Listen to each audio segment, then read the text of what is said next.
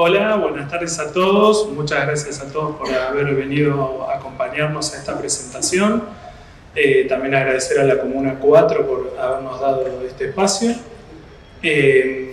Para la defensa pública este es un tema muy importante. Nosotros tenemos la convicción de trabajar por el sistema educativo, un sistema educativo justo, solidario, inclusivo, diverso, con igualdad de oportunidades para todos, que permita el desarrollo de todos los estudiantes de la ciudad. Y en ese sentido siempre le hemos dado mucha importancia a revalorizar la participación de la comunidad educativa, alumnos, alumnas, estudiantes, familias, docentes, trabajadores de la educación, académicos, instituciones, es decir, en general, cualquier persona, cualquier ciudadano interesado en el tema educativo.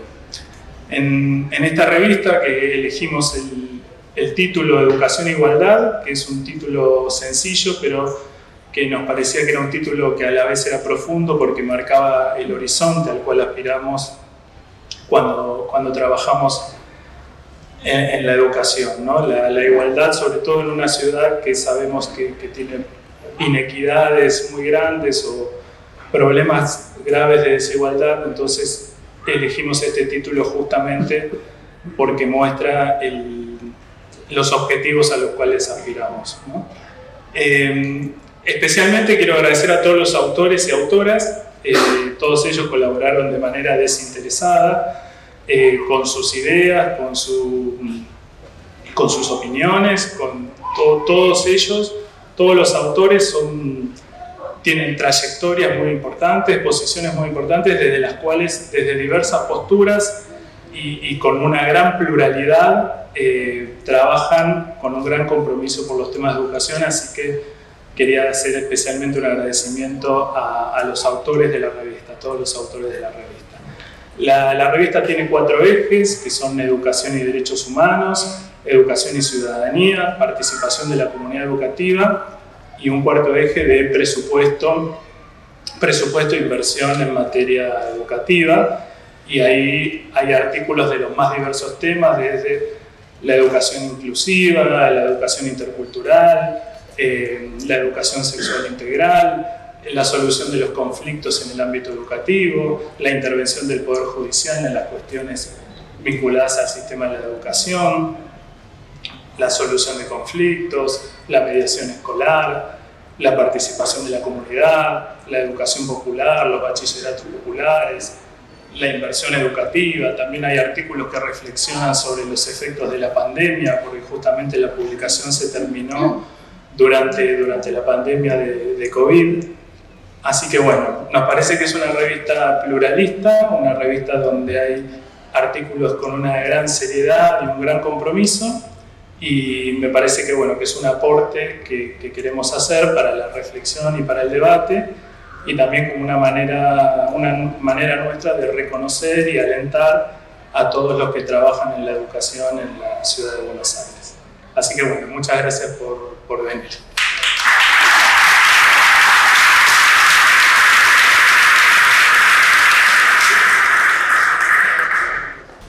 Hola, ¿qué tal? Buenas tardes. Gracias por estar acá, por estar presentes. Gracias a las autoridades, a mi compañera. Hay muchas personas de la comunidad educativa y la verdad que para nosotras es muy importante porque recién hablábamos con las defensoras.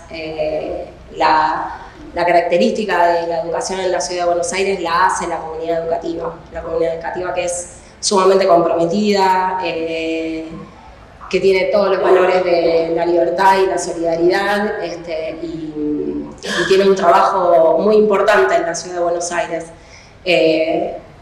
Nosotros en el espacio de educación de la Defensoría General se pensó después de que el Ministerio Público de la Defensa venía trabajando muchísimas causas de educación que se vinieron dando en la última década, por lo menos en la última década, donde sucedieron muchísimos conflictos en la ciudad de Buenos Aires y necesitaban un abordaje integral, y muchos terminaron judicializándose. La educación en la Constitución tiene 2 cosas muy importantes. Por una parte está la participación de la comunidad educativa, o sea, es un sistema, el sistema educativo es un sistema educativo que está organizado por la administración, pero tiene participación, dice que tiene que tener participación de la comunidad educativa y tiene que tener una democratización en la toma de decisiones, es fundamental. Y otra cosa que garantiza la Constitución de la Ciudad de Buenos Aires es el acceso al sistema educativo a partir de las políticas sociales complementarias. Las políticas sociales complementarias, como todos saben, son el transporte, la comida, las becas, que haya escuelas, que haya una cantidad de escuelas suficientes para la población y que estén en condiciones dignas para que los chicos y las chicas puedan estudiar. Con lo cual, lo que hace el Ministerio Público de la Defensa es intentar trabajar sobre esos dos ejes. Para nosotros la participación y... se escucha muy fuerte. Para nosotros la participación y la democratización en la toma de decisiones es fundamental porque la educación es una construcción colectiva. La educación es algo que la comunidad construye todos los días, en todas partes y sobre todo en los espacios áulicos donde se decide un proyecto de comunidad. O sea, en términos freirianos, la educación es conocer la realidad para poder transformarla. Es una batalla por la justicia social todos los días, porque es una decisión del desarrollo de comunidad que tiene. Por eso es importante la participación de la comunidad. Nunca se puede extrapolar un sistema educativo traído de un lugar porque creemos que funciona bien a una comunidad, porque la educación tiene que ver con los valores de cada uno, con lo que uno quiere construir. Eso es una cosa que, por eso en la Ciudad de Buenos Aires se pugna tanto por la participación, porque la comunidad educativa tiene muy claro estos valores y quiere formar parte de la educación y quiere formar parte del desarrollo de comunidad que quiere.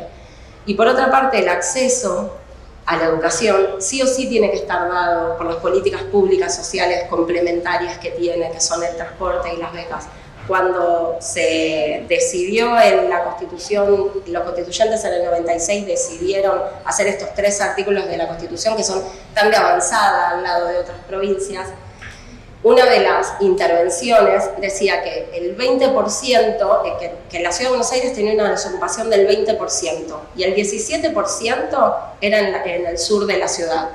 Por eso se pensó un sistema educativo que fuera desde los 45 días hasta quinto año, hasta los 18 años. Porque ese sistema educativo, pensado desde los 45 días hasta los 18 años, tenía que ver con compartir las tareas de cuidado con la población, con una estimulación temprana que se entendía que se necesitaba y con darle posibilidad a las familias para salir a trabajar. Entonces, este sistema educativo que está administrado por la educación y por la administración y que debe ser participativo, tiene que ver con la situación que tenía la comunidad en ese momento y que sigue teniéndola. Por eso es muy conflictiva en un punto las cuestiones de educación, porque en definitiva es una discusión de un proyecto de país, de ciudad. Finalmente, lo que sí me gustaría decir es que la tarea de la Secretaría y del Ministerio Público y de las otras áreas que trabajamos en la educación es allanar ese camino para que la comunidad pueda pasar a participar del proyecto y la gestión del conflicto. En la gestión del conflicto, el conflicto siempre va a haber, porque la comunidad, porque el conflicto es sano. En una sociedad democrática el conflicto es sano y el conflicto se da, y lo que debe suceder es que tiene que transformarse en oportunidad. Para que se transforme en oportunidad tiene que estar gestionada de manera pacífica. Entonces el trabajo nuestro es intentar que el conflicto se gestione de manera pacífica, acercar herramientas para que la comunidad pueda transformarlo en una oportunidad, para que pueda acercar sus propuestas y bueno, esperemos que también el Poder Judicial esté a la altura de la tarea.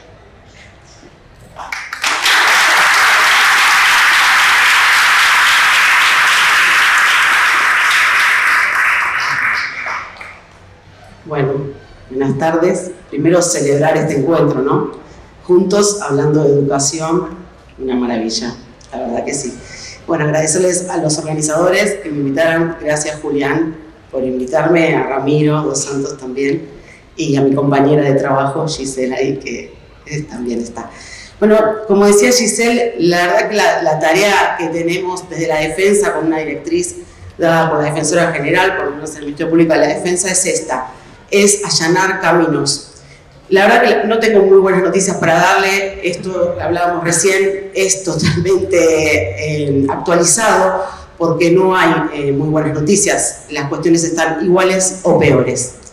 Hemos tenido este año en la dirección que me toca coordinar 517 consultas sobre educación, de las cuales 200, no voy a matarlos con números, quiero darle una idea, más o menos 242 fueron sobre vacantes escolares. Y acá quiero hacer un apartado que no estoy hablando de vacantes respecto a algún pedido de pase o algo, estoy hablando de la falta de vacante, no estoy hablando de lo que los tribunales en alguno de estos artículos se menciona, hablaron de lo que era una vacante adecuada, que sea accesible. Estoy hablando de la falta de vacante absoluta. En toda la posibilidad que tienen los padres, las madres, las familias de anotar, no les toca ninguna vacante. Esas 242 personas, el 50% corresponde a los distritos del sur de la ciudad de Buenos Aires, el distrito 21 y el distrito 20. O sea, lo que quiero marcar acá es que está totalmente actualizado lo que está pasando. No hay buenas noticias en este sentido. Por eso, la tarea que hacemos, y acá con la Secretaría de Letra de Educación trabajamos en conjunto, y la tarea que hacen nuestros equipos de trabajo todos los días es ver cómo podemos allanar esto, que es una situación crítica para las familias cuando se presenta. Ahora, esto es respecto a la falta de la vacante, ya está concreto, llegó como ahora el 25 de noviembre, van a ser publicados los listados y las personas se dan cuenta que no les ha salido ninguna vacante en el listado que se han anotado. Pero hemos detectado, el año pasado nos sentamos, yo iniciaba la gestión, gracias a la confianza que han tenido, iniciamos mi gestión y estaba ya Giselle en educación, y nos sentamos pensando que acá no hay solo un problema cuando ya está la falta de vacante, acá hay un problema previo en la accesibilidad, y ahí tenemos que hablar de la inscripción online. En el 2013 se implementa este sistema, lo recuerdo, yo en ese momento estaba en la Oficina de Orientación al Habitante y era para el periodo escolar del 2014. El plan salió, digamos, el sistema salió apresurado, sin capacitación, los docentes no tenían capacitación. Y bueno, fue una debacle porque el sistema no reconocía hermanos, había muchos problemas, los defensores habían tenido un montón de reclamos.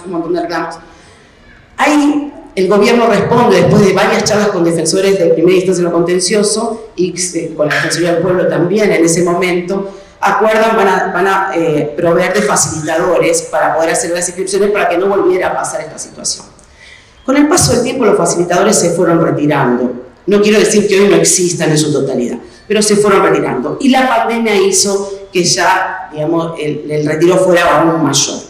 Entonces, el año pasado nos sentamos con Giselle y nos dimos cuenta que una tarea que podría hacer la defensa era estar en los territorios funcionando también como facilitador. Y ahí empezamos a hacer el trabajo territorial, también apoyados por nuestros secretarios que le dijimos la propuesta y le dijeron sí, denle para adelante con esto. Y empezamos a trabajar en el territorio. Y ahí ayudamos a la gente a escribir un sistema que es muy difícil de entender, que requiere de conocimiento sobre conectividad, que requiere tener una precisión de conectividad estimada porque no te puedes sostener un teléfono.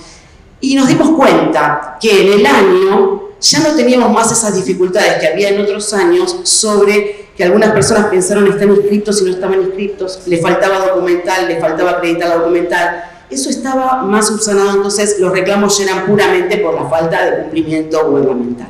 Bueno, en este camino estamos. Pensamos que facilitar el acceso, la litigiosidad va a estar y vamos a tratar de ayudar para que sea lo menor posible, pero también el acceso. Es nuestra tarea estar ayudando a lo que denomino sectores vulnerados no vulnerables, para que puedan acceder al derecho a la educación, que es lo primero que está vedado para ellos. Bueno, para mí le agradezco y le paso la palabra.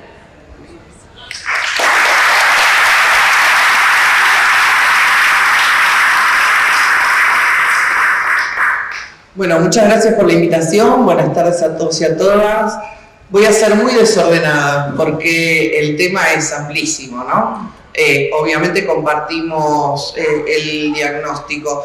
Yo participé de la revista, me hicieron una entrevista cuando era legisladora de la ciudad, empecé contando el proceso de Unicaba, acá veo a las compañeras que dieron una lucha tremenda que lamentablemente perdimos, cómo viene pasando en todas estas luchas que estamos dando con el tema educación. Vacantes es un punto importantísimo porque para mí refleja como la suma de todos los males. No solamente porque el procedimiento online está pensado para la restricción, sino porque no es transparente. Y ahí empiezan a surgir todas las dudas de la comunidad educativa, de si la vacante asignada estuvo bien asignada, si cuando dicen que en un establecimiento hay 40 vacantes, realmente hay 40 vacantes, después aparecen aulas que están prácticamente vacías, otras que fueron asignadas con un sesgo social bastante sospechoso. Nosotros estamos armando una recomendación para el Ejecutivo pidiendo que se publique, si no se va a modificar el sistema, que por lo menos se publique qué cantidad de vacantes hay por nivel y por establecimiento educativo, porque esa es una información necesaria para la comunidad. Obviamente esto es una decisión que se reafirma. En estas últimas semanas apareció una nueva app que se llama Mi Escuela, Mi Familia. Yo soy mamá de una niña de 16, así que la tengo, todavía no la activé, que lo que hace es interrumpir la comunicación de la familia con los docentes, con los directivos. Yo por esa app voy a poder saber cuál es el boletín de mi hija, por ejemplo, y ya no voy a necesitar comunicarme con el supervisor, con la maestra, con el docente. Está todo bastante pensado para la fractura de esta comunidad, bastante paradójico, porque es la única cartera que tiene una manda constitucional, no es materia opinable, tiene que construir la educación con la comunidad de la ciudad de Buenos Aires y con la comunidad en su conjunto. La Constitución no se priva solamente, no dice solo con la comunidad educativa, es con la comunidad. Y bueno, viene siendo como lo contrario. Yo voy a relatar, ya desde mi nuevo rol como defensora, las últimas 2 intervenciones que tuvimos en forma práctica, una que fue en conjunto con la defensa. La verdad que quiero agradecer y elogiar el trabajo que estamos haciendo a partir de las últimas tomas de los colegios secundarios, donde, bueno, creo que la situación ya llegó a un nivel rayando lo ridículo. El último suceso es el sumario al director, ¿no?, de la Costa, vicerrector de la Costa, que estuvo participando con nosotros en varias reuniones. Hicimos muchas reuniones con la comunidad educativa y él tuvo un rol fundamental, siempre en una línea muy correcta, que es la misma que aparece en los medios, que es la misma que la ministra dice que es político partidaria. Si hay algo que no hace el vicerrector de la Costa es ser político partidario. El vicerrector de la Costa reivindica, como reivindicamos todos, la participación en la discusión pública, en la discusión política, la discusión que están dando los pibes de qué escuela queremos, cómo la queremos, y tampoco es que es una discusión muy profunda. Los chicos están pidiendo estudiar en escuelas que estén en condiciones, no tener que convivir con las ratas, recibir viandas en buen estado. No están discutiendo los contenidos pedagógicos todavía. Ojalá que lleguemos algún momento a ese lugar. Lo otro con el tema de las vacantes, estamos pensando en intervención en todo lo que va a ser el mes de reclamos. Creo que una de las dificultades que nosotros tenemos como instituciones de la ciudad de Buenos Aires, en nuestro caso una institución de control, es el poco conocimiento que tiene la población para venir a buscarnos cuando ven sus derechos vulnerados, ¿no? Es muy difícil hacerse del número, de la cantidad de vacantes faltantes, porque mucha gente, generalmente que es la de menos recursos de todo tipo, se resigna, acepta una vacante en una comuna diferente, termina poniendo muchísima plata para garantizar el transporte, le dividen la familia, mandan a sus hijos a diferentes colegios, pero ve cómo lo va resolviendo con la ayuda de la familia y con la ayuda de la comunidad. En otros casos recurren a un abogado particular, al que también le tiene que pagar, y ya en menor medida, si tiene un algo de conocimiento del funcionamiento de nuestras defensorías, viene a pedirnos ayuda, tanto la Defensoría General como la Defensoría del Pueblo. Nosotros estamos compartiendo esta información que tenemos, pero me parece que, como bien decía la compañera, hay que salir a buscarlos. Hay que decirle a la gente, estamos acá, nosotros estamos para ayudar, es parte de nuestra función, no es algo que les estamos regalando porque somos bondadosos, sino porque es lo que corresponde. Pero tenemos que llegar a ese nivel de conocimiento para poder dar cuenta de esta situación. Antes de que sucediera lo de las tomas, yo instruí al equipo de control comunal de la Defensoría del Pueblo, con otros equipos más, para relevar el estado de 69 establecimientos educativos de la ciudad en todos los niveles. Pudimos ingresar a 53, el resto no se nos permitió el ingreso, tenían un mail del Ministerio de Educación, ya después de la primera semana que salimos, avisando que íbamos a ir y que si nos presentábamos no nos abrieran la puerta. Contrario absolutamente a la Ley 3 que habilita a la Defensoría del Pueblo a ingresar a donde se necesite sin requerir de ningún tipo de autorización. De las 53 relevamientos que hicimos en estos establecimientos, detectamos falencias, fallas de infraestructura, de gravedad, en algunos casos secretarías que estaban a punto de derrumbarse, y de menor gravedad en 42 establecimientos. Un número importante si uno lo hace proporcional. Armamos un reporte y se lo remití a la ministra con copia al jefe de gobierno para que no diga que no estaba en conocimiento de la situación.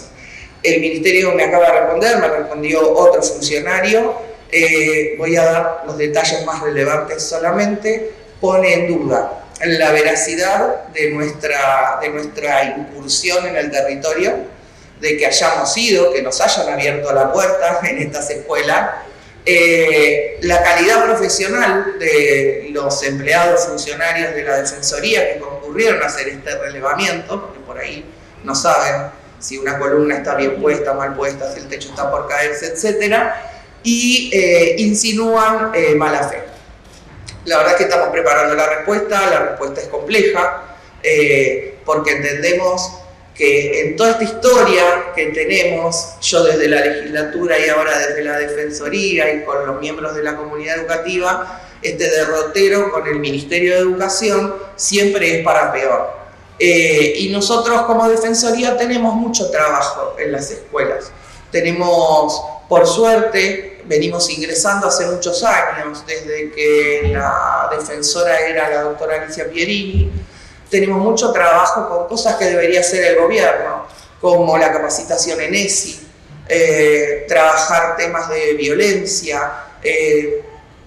Yo creo que una de las razones es porque, bueno, se viene trabajando hace muchos años con mucha seriedad, hay confianza con el esquema directivo docente, pero también vamos a cubrir algunas horas. Otro mito de la gestión de la ministra Acuña, ¿no? La hora libre cero o el pase inconsulto de un mes a otro de jornada simple a jornada completa, cuando lo que pasa hoy en el sistema educativo es que no hay docentes.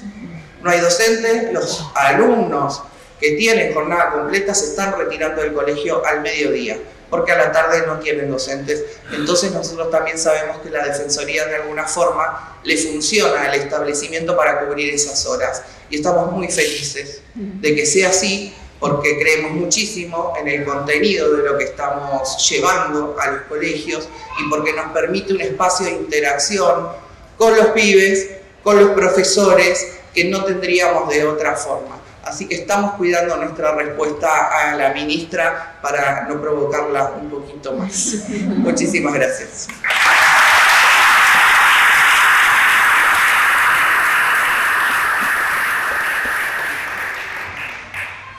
Bueno, buenas tardes a todos. En primer lugar, agradecer la participación de todos los que están hoy acá.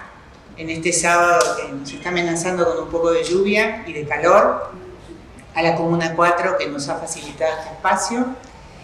Y en primer lugar quiero agradecer a quienes coordinaron este número de esta revista, que son Ramiro, Patricio Canepa y Giselle, en un trabajo de coordinación complejo. La verdad que armar una revista institucional es una tarea de enhebrado y de paciencia, que requiere muchas ganas y mucha voluntad. En esta ocasión, esta revista sufrió una demora en su presentación que tuvo que ver con que se hizo durante la pandemia. Pero lo que hablábamos aquí en la mesa era que aquellas situaciones que la revista expone, lamentablemente no se han modificado para bien. Ojalá hoy pudiéramos tener noticias mucho más positivas en este sentido. De la lectura de la revista, uno advierte tensiones permanentes entre lo que las normas, los legisladores, los convencionales constituyentes, la comunidad educativa pretende en materia de políticas educativas y la realidad. La Constitución de la ciudad habla de inclusión, de igualdad, de diálogo y de participación. Y la realidad que nosotros conocemos, lamentablemente, nos habla de exclusión, de desigualdad, de falta de diálogo y de falta de participación. ¿Por qué decimos que inclusión y exclusión son las dos caras de la moneda en la ciudad de Buenos Aires?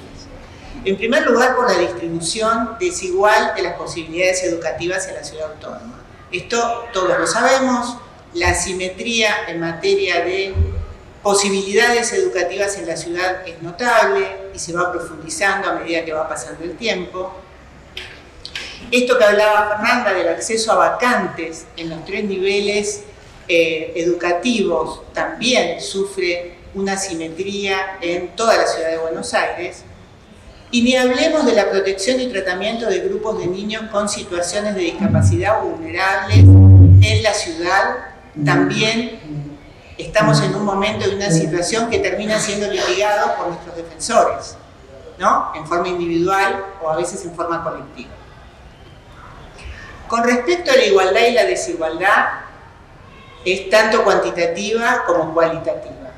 Cuantitativa, el artículo que escribe María Laura Barral, que está por acá, y Gabriel Suban, muestran claramente la situación presupuestaria del Ministerio de Educación y, digamos, lo que se aplica de presupuesto dentro del Ministerio y lo que no se aplica, lo que se subejecuta. Y yo pedí estos días que venía acá a la Secretaría de Planificación que me actualizaran los números, porque dije, en una de ellas estamos mejor. No, estamos peor. O sea, el 2022 está peor con respecto al 2021 y al 2020.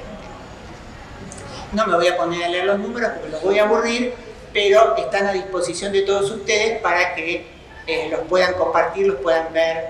Lamentablemente hay una regresión absoluta en materia presupuestaria en el Ministerio de Educación, salvo lo que tiene que ver con las cuestiones de subsidios a establecimientos privados, que eso, digamos, es dentro de lo presupuestario lo que se va manteniendo. Cuantitativa también por falta de vacantes, por falta de establecimientos. Cualitativa, porque finalmente la matrícula se desplaza hacia el sector privado, ¿no? Producto de toda esta situación.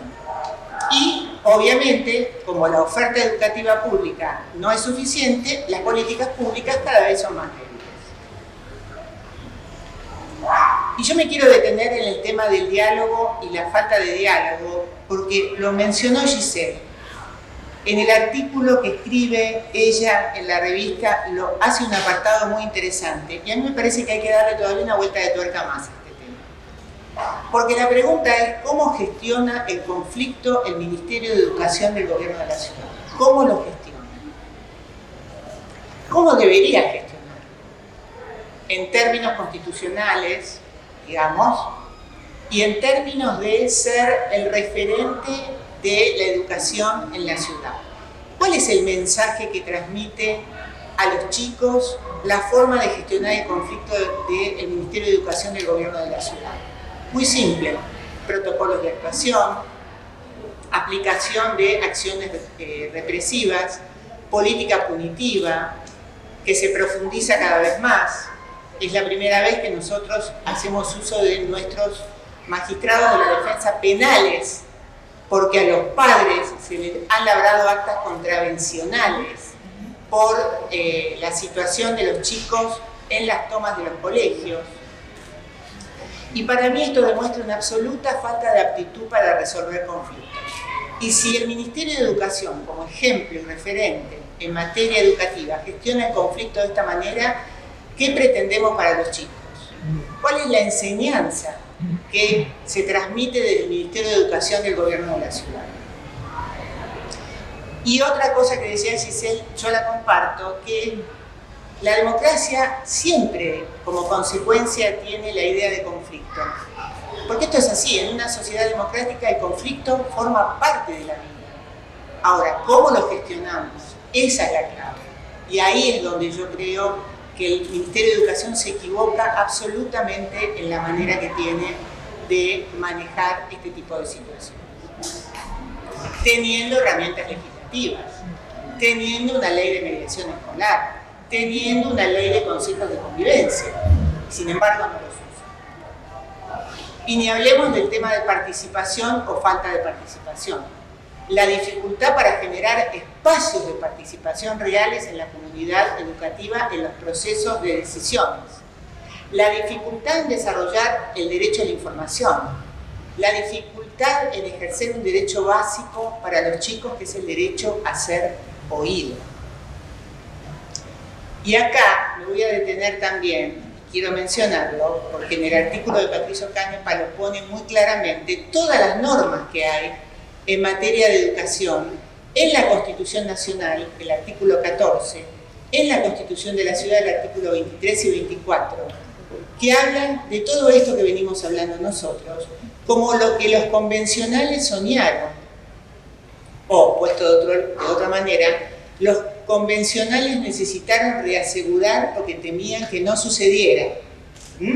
Entonces lo pusieron como normas operativas y normas que levantaban la calidad del piso de garantías constitucionales de la Constitución Nacional. Y el artículo 39 de la Constitución de la Ciudad, que justamente habla de que los niños y adolescentes son sujetos activos de derecho. En todo este entramado, el Ministerio Público de la Defensa cumple un rol hace tiempo a través de no solamente las acciones que llevan adelante nuestros defensores contenciosos, ahora también defensores penales, sino las secretarías generales que colaboran con los defensores y con nosotros. Y no quiero dejar de mencionar la Secretaría de Planificación, la de Acceso a la Justicia, la de Derechos Humanos, la de Asistencia a la Defensa y los equipos territoriales. Todos ellos colaboran en tratar de encontrar soluciones o acompañar en estos complejos procesos a la comunidad educativa, a los padres, a los chicos, con colaboración de otras organizaciones como es el caso de la Defensoría del Pueblo, para intentar llegar en algún momento a que todo esto que la Constitución nos muestra se pueda efectivizar. Muchas gracias.